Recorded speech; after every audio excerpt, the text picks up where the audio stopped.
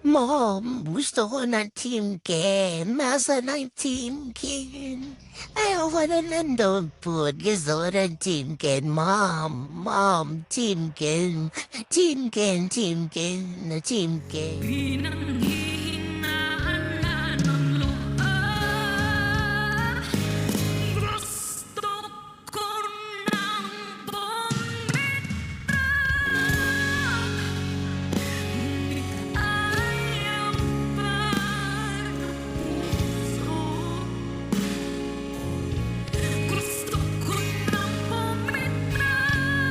Takti guys, naririnig kong pinag-uusapan yung mga bills at mga gastusin dito sa bahay. Di muna tayo magpapapansin for today's video. Tulog-tulugan muna tayo dito sa Gedli. Baka mapagbuntungan na naman ako ng nanay ko guys, maisipan akong ibenta, mahirap na. Dear Pera, ikaw naman ang maghanap sa amin. Dahil sobrang pagod na kaming hanapin ka. Nagmamahal, walang pera.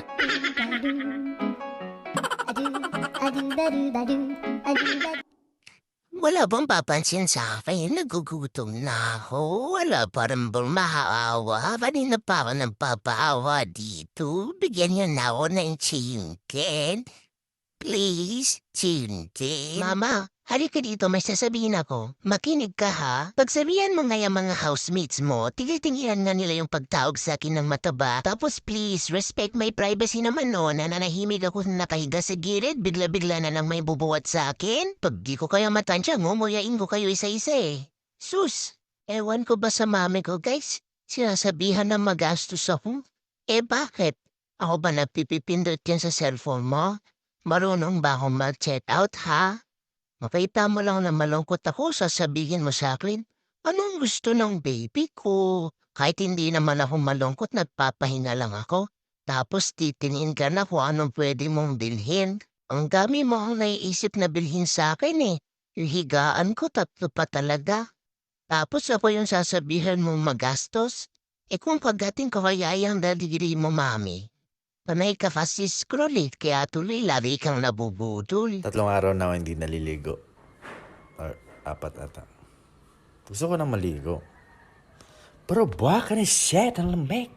Magkano binta mo dito kuya? Kahit mga ano lang yan, 15,000.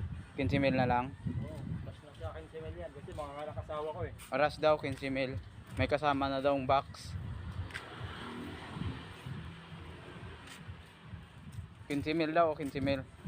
Sabi ko gusto ko ng aso para mabawasan yung stress ko. Bakit parang lalo ako na-stress sa'yo? Tae dito, ihi doon. Kundi lang talaga kita mahal. Ano kaya masarap na iluto? Tinulang kismosa? Sisig na ingetera? Adobong pakialamera? Dinakdakan sip-sip? O dinuguang insecure?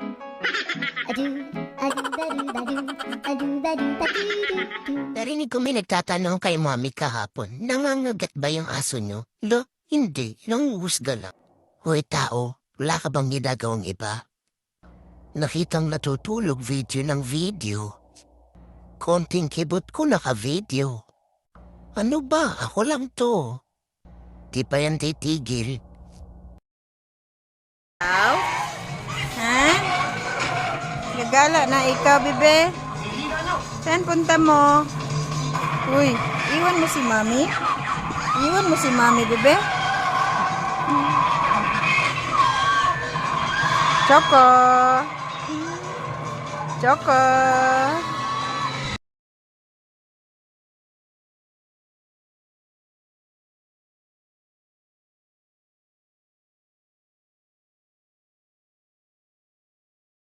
Hanggang walang nagmamahal sa inyo, siguro wala kayong aso. Dahil kung talagang wala nang magmamahal sa inyo, mag-alaga kayo ng aso, a dog will give you unconditional love. The dog is the only personality in your house that is always happy when you come home. Always. Hindi kayo sinisimangutan, hindi kayo dinededma, hindi kayo ini-ignore ng aso. Lagi siyang happy pagdating nyo. Subukan yun.